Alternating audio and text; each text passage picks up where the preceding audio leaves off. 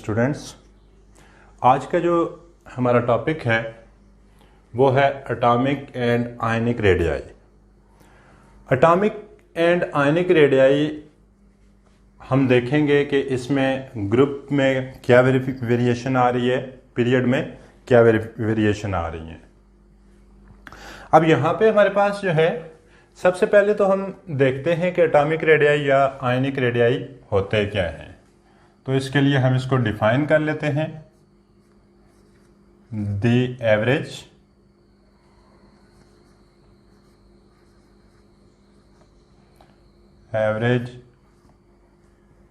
Distance, the average distance between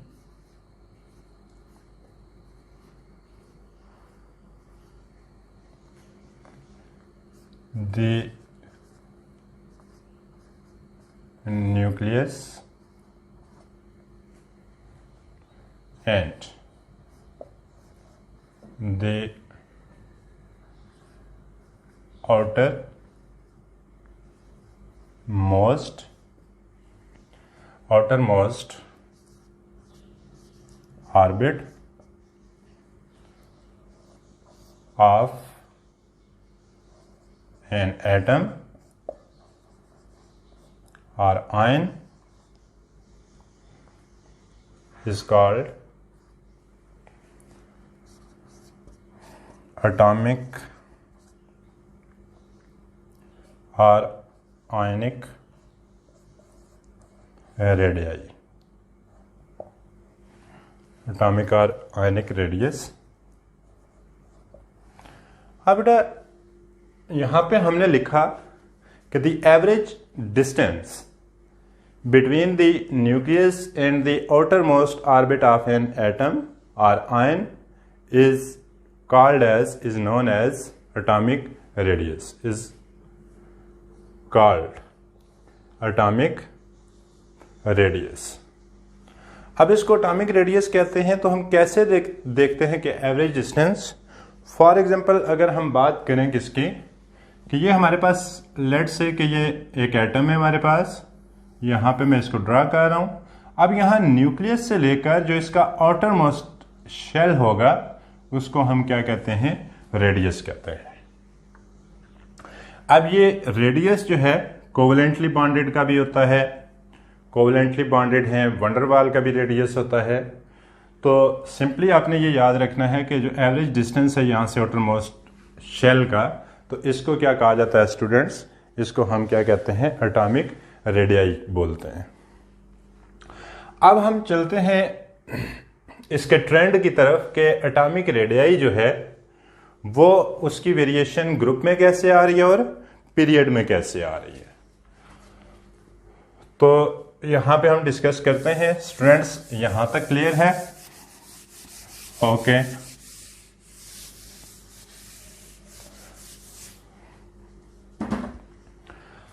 अब अगर हम देखें पीरियड में, इन पीरियड, पहले हम बात कर लेते हैं स्टूडेंट्स, इन ग्रुप कर लेते हैं, इन ग्रुप्स। इन ग्रुप्स जो है इसका क्या ट्रेंड है या विद इन वन ग्रुप क्या है इसका ट्रेंड। तो सबसे पहले हम चलते हैं किसकी तरफ, हमारे पास है ग्रुप 1A। ग्रुप 1A, तो आपको पता है स्टूडेंट्स कि हम ग्रुप में हमेशा ये याद रखिएगा कि ग्रुप में जो है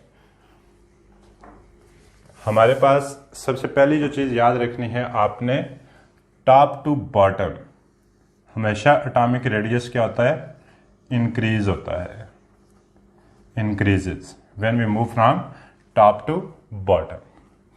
अब इंक्रीज होता क्यों है, पहले ये रीजन देख लेते हैं। क्योंकि number of shells top to bottom क्या होते हैं, नंबर ऑफ शेल एडेड। एक तो स्टूडेंट्स टॉप टू बॉटम क्या होता है, नंबर ऑफ शेल इंक्रीज होते हैं। फॉर एग्जांपल हमारे पास ये फर्स्ट मेंबर है, एक शेल है, दूसरा मेंबर है तो 2 शेल हो जाएंगे, तीसरा मेंबर है तो 3 शेल्स हो जाएंगे इस तरीके से, एंड 4th है तो इस तरीके से मजीद बढ़ते जाएंगे। और दूसरा क्या है, एक्स्ट्रा शेल ऐड हो रहे हैं। और नंबर 2 जो है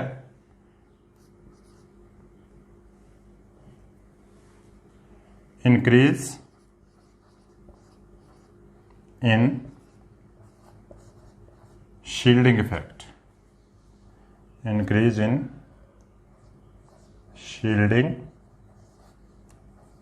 effect. Top to bottom shielding effect भी क्या हो रहा होता है, इंक्रीज हो रहा होता है। तो ये 2 रीजन देखिए स्टूडेंट सामने। अब शील्डिंग इफेक्ट क्यों इंक्रीज हो रहा है, क्योंकि ये नंबर ऑफ शेल यहाँ पे क्या होते जा रहे हैं, इंक्रीज होते जा रहे हैं, जिसकी वजह से हमारे पास जो शील्डिंग इफेक्ट है वो इंक्रीज होता जा रहा है। अब स्टूडेंट्स इसकी एग्जांपल देखते हैं कि फॉर एग्जांपल हमारे पास जो ग्रुप 1 है, फिर ग्रुप 2 है, और उसके बाद ग्रुप 4 को डिस्कस कर लेते हैं। पहले यहां पे मैं डिस्कस कर लेता हूं किसको, ग्रुप 1A को। ग्रुप 1A, अब ग्रुप 1A में क्या होगा स्टूडेंट्स कि अगर हम इसका जो है ग्राफ ड्रा करें एटॉमिक साइज का और एलिमेंट्स का, ठीक है,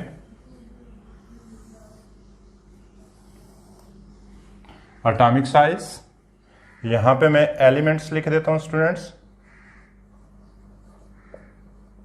और इधर मैं लिख देता हूं एटॉमिक रेडियाई, एटॉमिक साइज या एटॉमिक रेडियाई। तो अब यहां पे आप देखोगे कि फर्स्ट हमारे पास कौन कौन से मेंबर हैं, लिथियम है, तो कुछ इस तरीके से बेटा इनके रेडियाई इंक्रीज होते जाएंगे students. Lithium, sodium, potassium, rubidium, caesium.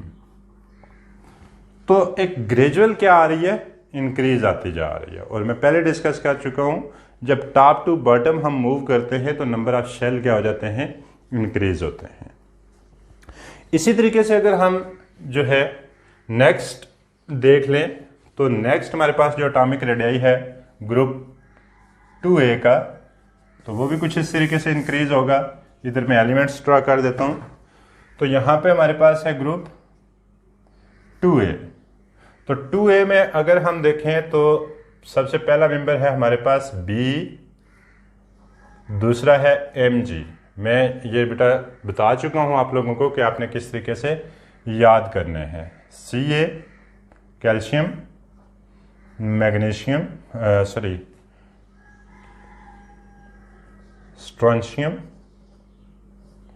इस तरीके से बेटा ये ग्रेजुअल यहां पे क्या होगा, इंक्रीज आएगी। वेरी, तो इस ग्रुप के लिए भी हमारे पास क्या हो रहा है, सेकंड ग्रुप के लिए भी जब हम टॉप टू बॉटम की तरफ मूव करते हैं तो यहां पे देखें साइज ग्रेजुअली क्या होता जाता है, इंक्रीज होता जाता है। और रीजन है नंबर ऑफ शेल ऐड हो रहे हैं, और उसके बाद क्या हो रहा है, इंक्रीज इन शील्डिंग इफेक्ट। इसी तरीके से स्टूडेंट्स जब हम कार्बन ग्रुप 4A की बात करें तो 4A में भी हमारे पास यही होगा, सेम ट्रेंड होगा, कार्बन होगा, कार्बन है, सिलिकॉन है, जर्मेनियम है, टिन है और लेड है, ठीक है। और इसी तरीके से अगर हम ग्रुप 5 की बात करें स्टूडेंट्स, तो ग्रुप 5 में, 6 में और 7 में सेम यही ट्रेंड चलता रहेगा। अब जो चीज आपके पास स्टूडेंट्स इंपॉर्टेंट है वो अलोंग पीरियड है। ग्रुप में स्टूडेंट्स आपने याद कर लिया कि जनरली नंबर ऑफ शेल जब टॉप टू बॉटम हम मूव करते हैं तो जनरली क्या होता है, टॉप टू बॉटम जब हम मूव कर रहे होते हैं तो नंबर ऑफ शेल इंक्रीज होते हैं। नंबर ऑफ शेल इंक्रीज होंगे तो शील्डिंग इफेक्ट इंक्रीज होगा, और अगर शील्डिंग इफेक्ट इंक्रीज होगा स्टूडेंट्स तो याद रखिएगा उसका साइज भी क्या होता जाएगा, इंक्रीज होता जाएगा। इंपॉर्टेंट है, डिस्कशन है हमारे पास जो हम करने जा रहे हैं वो है अलोंग पीरियड।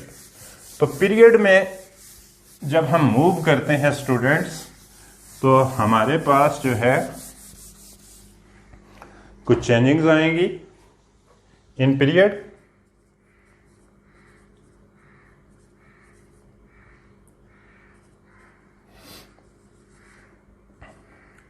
इन पीरियड सबसे पहली जो बात आपने अपने माइंड में बिठा लेनी है स्टूडेंट्स, वो ये है कि पीरियड में जब आप मूव करते हो तो एटॉमिक रेडियाई क्या होता है, डिक्रीज होता है। एटॉमिक रेडियाई क्या होगा स्टूडेंट्स, डिक्रीज होगा, decreases. Left to right atomic radii decreases. अब रीजन क्या है कि इस रीजन की वजह से ये डिक्रीज होगा। पहली रीजन तो ये है कि नंबर ऑफ शेल्स जो हैं आपके पास, नंबर ऑफ शेल्स वो क्या होंगे, रिमेन्स कांस्टेंट। और रिमेन्स कांस्टेंट मतलब कोई नया शेल यहां पे आपके पास इंक्रीज नहीं आ रहा, कांस्टेंट। और दूसरा क्या होता है, इफेक्टिव न्यूक्लियर चार्ज। इफेक्टिव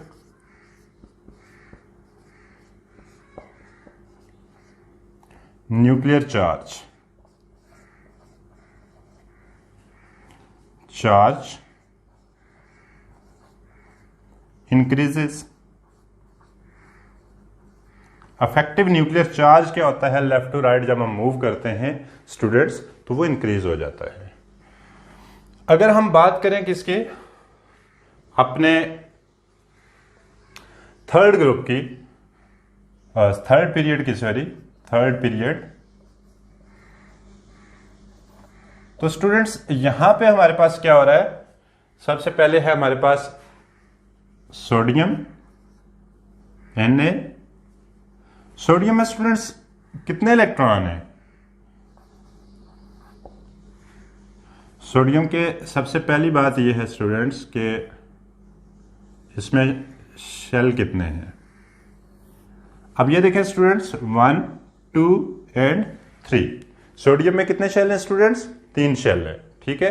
अगर हम बात करें मैग्नीशियम की, तो मैग्नीशियम को अगर हम यहाँ पे ड्रा कर लेते हैं तो मैग्नीशियम थर्ड पीरियड में है, तो इसमें कितने शेल होंगे स्टूडेंट्स, इसमें भी 3 शेल होंगे, ठीक है। 1, 2 एंड 3 शेल हैं। अब ये 3 शेल जो है स्टूडेंट्स, यहां पे अगर हम सोडियम की बात करें तो इसमें 11 क्या है, इसमें 11 प्रोटॉन है, ठीक है। इसमें प्रोटॉन कितने हैं, प्रोटॉन इसके 11 हैं। और इसमें स्टूडेंट्स इलेक्ट्रॉन कितने होंगे, वो भी 11 होंगे। इसकी अगर हम बात करें तो इसमें प्रोटॉन कितने हमारे पास, 12, और इलेक्ट्रॉन कितने होंगे, 12 होंगे। अब जब के देखें स्टूडेंट्स एक इलेक्ट्रॉन इसमें Mg में क्या है, ज्यादा है एज कंपेयर टू सोडियम, लेकिन नंबर ऑफ शेल्स हमारे पास क्या है, वही 3 है। तो जो हम लेफ्ट टू राइट मूव करते हैं अलोंग पीरियड, तो हमारे पास शेल जो है वो सेम रहता है, लेकिन number of electron and number of proton बढ़ते जाते हैं, जिसकी वजह से इफेक्टिव न्यूक्लियर चार्ज क्या हो जाता है, इंक्रीज हो जाता है। अब अगर इसी को हम देख लें, थोड़ा सा मैं इसको चेंज कर देता हूं डायग्राम को, आपको समझाने के लिए, मजीद क्लियर करने के लिए कि साइज डिक्रीज हो क्यों रहा है। फॉर एग्जांपल स्टूडेंट्स, आपके पास एक यहां पे एटम है जिसके शेल के अंदर कितने इलेक्ट्रॉन है स्टूडेंट्स, 4। इधर आपके पास जो है सॉरी प्रोटॉन 4 है, इधर आपके पास क्या है, इसमें भी कितने इलेक्ट्रॉन है स्टूडेंट्स, लेट्स से कि हमारे पास 4 इलेक्ट्रॉन्स हैं। अब यहां पे अगर हम बात करें कि इसके न्यूक्लियस में कितने प्रोटॉन है, इसके न्यूक्लियस में मैं 5 प्रोटॉन लिख रहा हूं। इसके शेल में कितने इलेक्ट्रॉन होंगे, 5, 1, 2, 3, 4, 5। अब आपने देखा कि जब हम पीरियड में मूव करते हैं तो इस तरीके से इलेक्ट्रॉन और प्रोटॉन की अमाउंट क्या होती है, तादाद बढ़ती जाती है। अब यहां पे जो है इलेक्ट्रॉन और प्रोटॉन के दरमियान फोर्सेस ऑफ अट्रैक्शन है स्टूडेंट्स, इधर भी ये अट्रैक्ट कर रहा है, ये भी इसको अट्रैक्ट कर रहा है। यहां पे हमारे पास कितनी फोर्सेस ऑफ अट्रैक्शन है, ये इलेक्ट्रॉन प्रोटॉन का यहां पे इंटरेक्शंस हैं, ये इलेक्ट्रॉन इस प्रोटॉन को और ये प्रोटॉन इस इलेक्ट्रॉन को अट्रैक्ट कर रहा है। अब देखें यहां पे स्टूडेंट्स कितनी नंबर ऑफ फोर्सेज हैं 4, और यहां पे नंबर ऑफ अट्रैक्टिव फोर्सेज कितनी है 5। तो ऑब्वियस सी बात है स्टूडेंट्स कि जब इसके कंपैरिजन में आपके पास जो 5 फोर्सेज ऑफ अट्रैक्शन वाला होगा उसमें फोर्सेज ऑफ अट्रैक्शन ज्यादा होने की वजह से उसका साइज क्या होगा, डिक्रीज हो जाएगा। Is it clear students?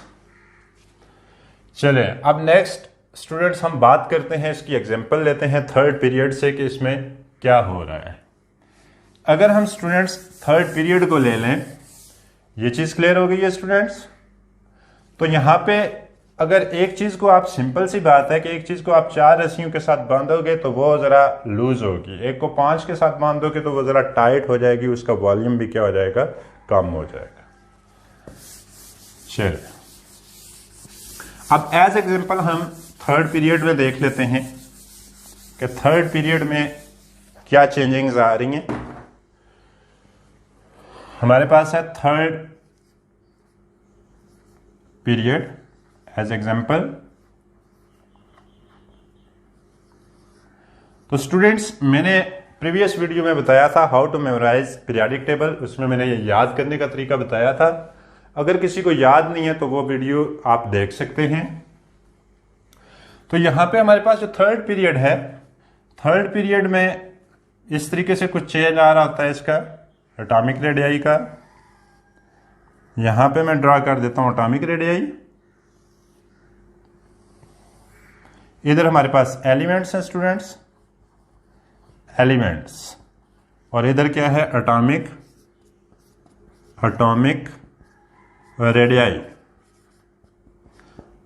अब स्टूडेंट्स यहां पे अगर हम बात करें इसके रेडियस की तो कुछ इस तरीके से चेंज आएगा।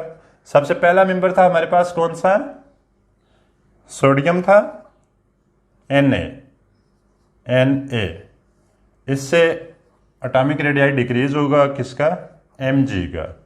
नेक्स्ट था हमारे पास कौन सा, एल्यूमिनियम। एल्यूमिनियम के बाद फिर चेंज आएगा थोड़ा सा, इसमें हमारे पास जो है एटॉमिक रेडियाई Si फिर डिक्रीज होगा, फर्दर फास्फोरस तक फिर डिक्रीज होगा। फास्फोरस से हम बात करते हैं किसकी, सल्फर की मजीद डिक्रीज होगा, और सल्फर से हम जाते हैं किसके ऊपर, हैलोजेंस के ऊपर, Cl। ठीक है, सोडियम, मैग्नीशियम, एल्यूमिनियम, सिलिकॉन, उसके बाद हमारे पास आ जाता है फास्फोरस, सल्फर और क्लोरीन। अब यहां पे जब मूव करते हो तो इसके बाद आर्गन आता है, तो आर्गन का एकदम से एटॉमिक रेडियाई क्या हो जाता है, इंक्रीज हो जाता है। तो ये यहां तक हमारे पास कितने स्टूडेंट्स, कौन सा ग्रुप आ गया, यहां पे हमारे पास है group 7A, sorry group 7A।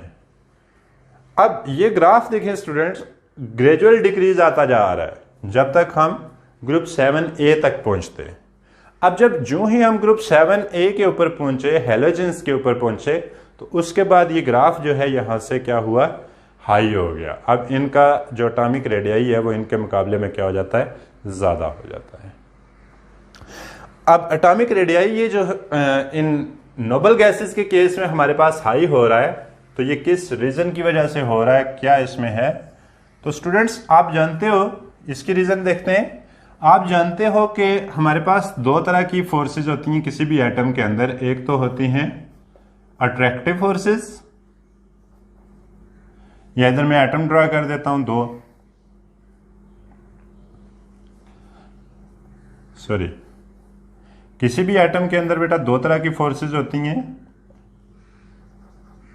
अब ये जो फोर्सेज न्यूक्लियस और इसके दरमियान होती हैं स्टूडेंट्स, ये कौन सी फोर्सेज होती हैं, अट्रैक्टिव फोर्सेज होती हैं,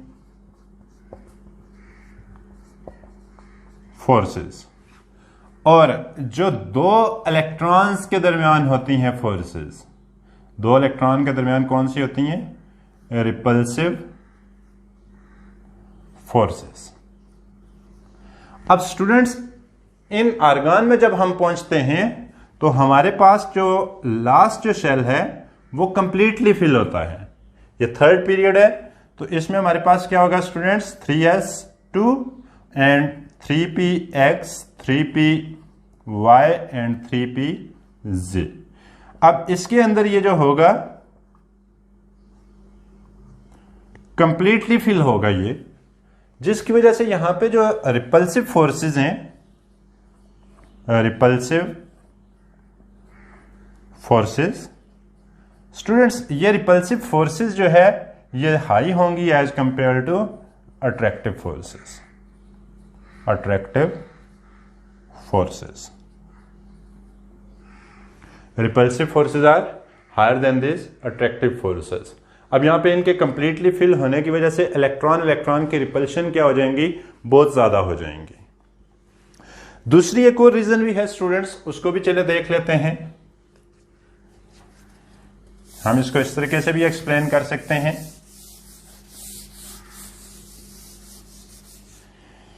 यहां पे बेटा ये पहले मेंबर्स हैं इसके, ये कोवलेंटली बॉन्डेड हैं। ये क्या है, कोवलेंटली बॉन्डेड। तो कोवलेंटली बॉन्डेड में क्या होता है स्टूडेंट्स, कोवलेंटली बॉन्डेड इस तरीके से ये दो एटम है कोवलेंटली बॉन्डेड। अब इनका अगर आप डिस्टेंस देखो, रेडियस देखो, तो यहां से यहां तक का डिस्टेंस, ये रेडियस है ना स्टूडेंट्स, r/2। इसको आप इस डिस्टेंस को, ये जो दो न्यूक्लियाई के दरमियान डिस्टेंस है स्टूडेंट्स, इसको d/2 कर दो, ये आपके पास r कोवलेंट आ जाएगा। इसको आप क्या करो, d/2, d से मुराद बेटा ये डिस्टेंस है दोनों न्यूक्लियाई के दरमियान, rc से मुराद कोवलेंट रेडियाई। तो ये रेडियाई अगर इसको आप हाफ कर दो तो ये क्या है, एज कंपेयर टू स्मॉलर है। जबकि अगर हम नोबल गैसेस की स्टूडेंट्स बात करें तो हमेशा याद रखिएगा कि इन नोबल गैसेस में जो रेडियाई होता है वो रेडियाई होता है हमारे पास कौन सा, वंडरवाल। कौन सा, वंडरवाल रेडियाई होता है। सॉरी वी से लिख देते हैं इसको, रेडियाई वंडरवाल। अब वंडरवाल रेडियाई है क्या, तो वंडरवाल रेडियाई में स्टूडेंट्स दो एटम हैं हमारे पास, दोनों एटम जो है एक दूसरे से दूर हैं। अब यहां पे इसका न्यूक्लियस है, यहां पे इसका न्यूक्लियस है, इनके ऊपर पॉजिटिव चार्ज है, यहां पे नेगेटिव चार्ज इलेक्ट्रॉन्स हैं। अब इसका इलेक्ट्रॉन क्या करेगा, इसका न्यूक्लियस इसके इलेक्ट्रॉन को अट्रैक्ट कर लेगा और ये वाला न्यूक्लियस क्या करेगा, इसके इलेक्ट्रॉन को अट्रैक्ट करेगा। अब ये अट्रैक्शन तो है यहां पे, ऐसे ही जनरेट हो गई, दोनों एटम एक दूसरे के पास आए तो यहां पे ये अट्रैक्शंस बिल्डअप हो गई। अब अगर हम मेजर करने जाएं इसका डिस्टेंस, तो डिस्टेंस आप मेजर करो तो यहां पे हमारे पास जो डिस्टेंस है इसका वो क्या है, ज्यादा है as compare to covalent radii. तो अगर आप इसको RV = d/2 करोगे तो आपके पास ये रेडियस क्या होगा, ज्यादा होगा। यहां से इसको आप हाफ कर दो तो भी आपके पास ये इसका रेडियस क्या होगा, ज्यादा होगा, क्योंकि इसके दो एटम एक दूसरे से क्या दूर हैं। तो ये डिफरेंस है स्टूडेंट्स कोवलेंट रेडियाई में। और दूसरा कौन सा हमारे पास, वंडरवाल रेडियाई। अब ये सारे के सारे नोबल गैसेस जो हैं स्टूडेंट्स, इनमें रेडियाई कौन सा होता है, वंडरवाल रेडियाई होता है। अब ये वंडरवाल रेडियाई जो है किसमें होता है, मोनो एटॉमिक, क्योंकि ये सारे के सारे क्या हैं स्टूडेंट्स, मोनो एटॉमिक मॉलिक्यूल्स हैं। नोबल गैसेस क्या हैं स्टूडेंट्स, मोनो एटॉमिक मॉलिक्यूल्स। तो मोनो एटॉमिक के लिए जो आपके पास क्या होगा, रेडियस होगा, तो वो कौन सा रेडियस होगा स्टूडेंट्स, वो आपके पास वंडरवाल रेडियस होगा। Is it clear students? Okay, तो ये ट्रेंड आपके पास बाकी पीरियड्स में भी चलेगा। नोबल गैसेस जो होंगी, नोबल गैसेस का जो एटॉमिक रेडियाई होगा स्टूडेंट्स, वो as compare to other member, इसके जो पीरियड के मेंबर हैं उनके मुकाबले में ज्यादा होगा। और वो किस वजह से है, क्योंकि नोबल गैसेस के अंदर क्या चीज प्रेजेंट होती है स्टूडेंट्स, नोबल गैसेस के अंदर मैं आपको बता चुका हूं जो रेडियाई होता है वो वंडरवाल रेडियाई होता है। और जो बाकी मेंबर हैं इनमें या तो कोवलेंट रेडियाई होगा, या फिर अगर हम Na वगैरह इनकी बात करें तो वो कौन सा आ जाएगा, आयनिक रेडियाई आ जाएगा। अब यहां पे क्वेश्चन पूछा जाता है स्टूडेंट्स कि why size of cation is larger smaller than its parent atom, whereas the size of anion is larger. Question में लिख देता हूं students, why size of cation is larger than its parent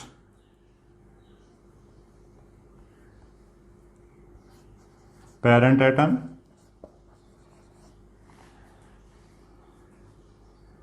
and the size of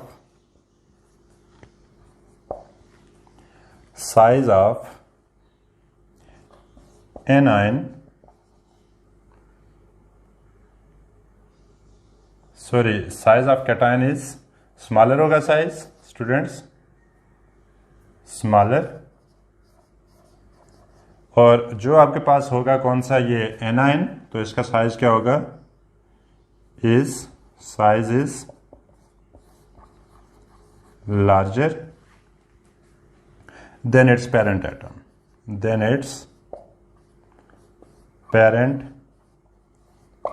atom, तो ये question है students कि cation का size small क्यों होता है और एनाइन का साइज जो है उसके पेरेंट एटम से लार्ज क्यों होता है। ठीक है, तो इसका आंसर क्या होगा स्टूडेंट्स, इसकी डिटेल देखते हैं।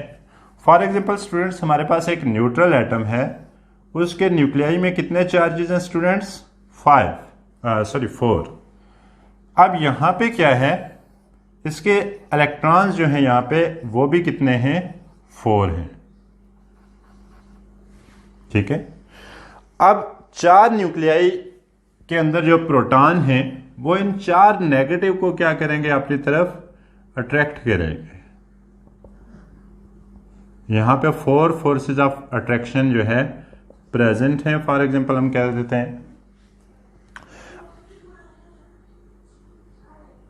अब जब बेटा इसके अंदर आप क्या करोगे, इससे एक इलेक्ट्रॉन, लेट से कि मैं इसके एक इलेक्ट्रॉन क्या करता हूं, रिमूव कर देता हूं, रिमूव 1 इलेक्ट्रॉन। अगर इसमें एक इलेक्ट्रॉन रिमूव कर दूं तो कितने इलेक्ट्रॉन रह जाएंगे स्टूडेंट्स, इसमें 3 इलेक्ट्रॉन रह जाएंगे। तो अब हमारे पास कुछ इस तरीके से होगा, इसके न्यूक्लियाई में प्रोटॉन उतने ही हैं, याद रखिएगा स्टूडेंट्स, इसके न्यूक्लियाई में प्रोटॉन उतने ही रहेंगे, जबकि इसका क्या हुआ कि इसका एक इलेक्ट्रॉन रिमूव करने से इसके इलेक्ट्रॉन कितने रह गए, इलेक्ट्रॉन इसके पास 3 रह गए। अब यहां पे मैंने ड्रा की थी अट्रैक्टिव फोर्सेस, तो यहां पे भी अट्रैक्टिव फोर्सेस इनकी ऑलरेडी तीनों की तो है इनके साथ। अब यहां पे फोर्सेस मैंने स्टूडेंट्स ब्लू के साथ बनाई हैं, और यहां पे मैंने फोर्सेस किस कलर के साथ बनाई हैं, ब्लैक के साथ, थोड़ा सा डिफरेंशिएट करने के लिए। अब देखिए स्टूडेंट्स, यहां पे हमारे पास जो एक एक्स्ट्रा इलेक्ट्रॉन था तो उसकी फोर्स किसके ऊपर अप्लाई होगी, क्योंकि यहां पे 3 नेगेटिव है। अब ये 3 नेगेटिव है, लेकिन अट्रैक्ट करने वाले कौन से हैं, 4 प्रोटॉन है, तो 4 प्रोटॉन इफेक्टिवली अट्रैक्ट करेंगे। तो यहां पे स्टूडेंट्स जो इसकी एडिशनल फोर्स थी जो चौथे के ऊपर लग रही थी, वो कौन, किसके ऊपर लगेगी, इन बाकी 3 के ऊपर। अब ये मैंने ब्लू के साथ ड्रा कर दी। तो स्टूडेंट्स, ये जो 4th वाली फोर्स थी वो इन सब में डिवाइड हो गई। अब इससे होगा क्या स्टूडेंट्स, कि इसका साइज क्या हो जाएगा, डिक्रीज हो जाएगा। Is it clear.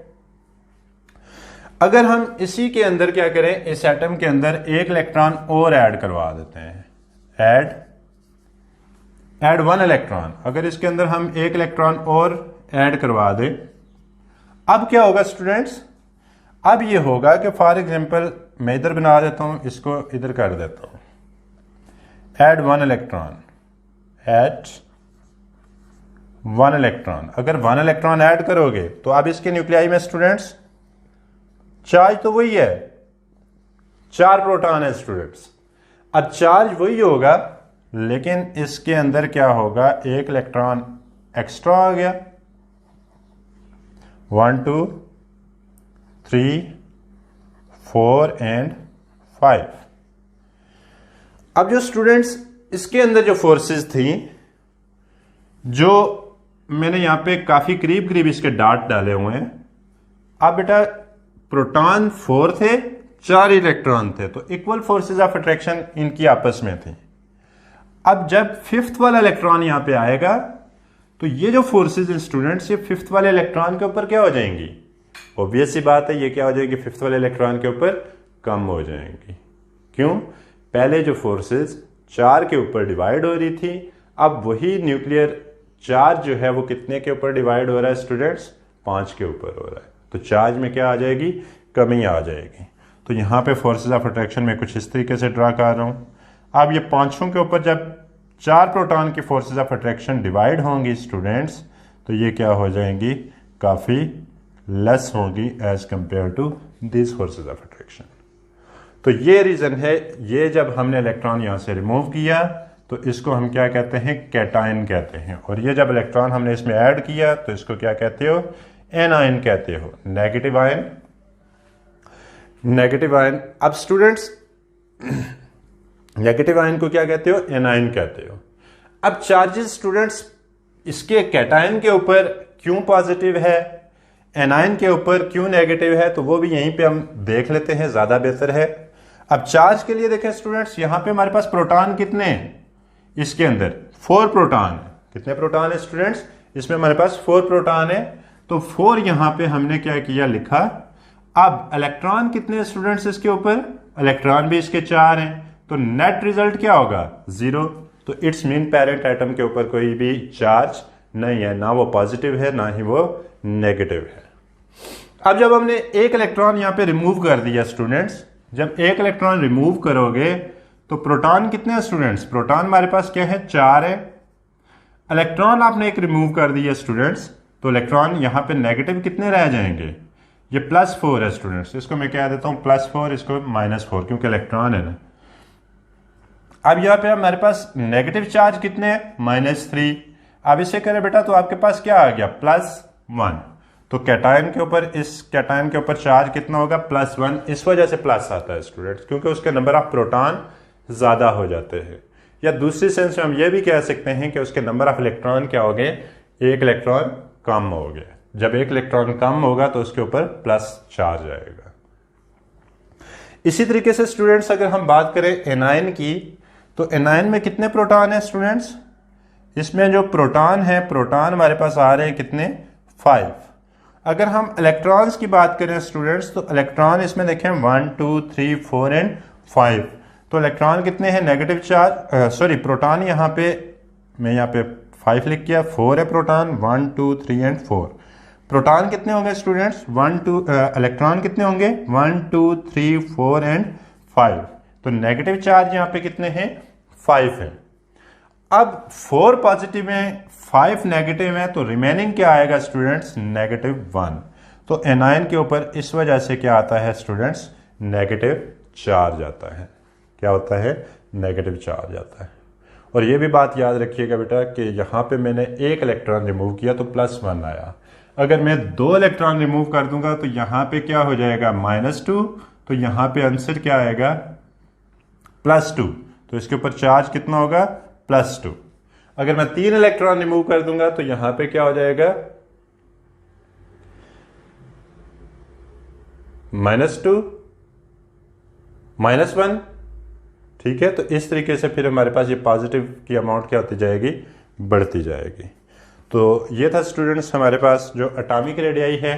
सबसे पहले हमने एटॉमिक रेडियाई डिस्कस किए। एटॉमिक रेडियाई के बाद हमने जो है कैटायन और एनायन के साइज देखे। तो उसके बाद हमने जो है कैटायन एनायन के साइज के रीज़न देखी कि इनके ऊपर पॉजिटिव और नेगेटिव चार्ज क्यों आते हैं। अगर आपको ये मेरी वीडियो अच्छी लगी हो स्टूडेंट्स तो इसे लाइक करें, सब्सक्राइब करें और बेल आइकन के ऊपर लाजमी क्लिक करें। और अपने जो भी स्टूडेंट्स आपके दोस्त हैं, जो भी केमिस्ट्री के स्टूडेंट्स हैं, उनके साथ लाजमी शेयर करें। तब तक के लिए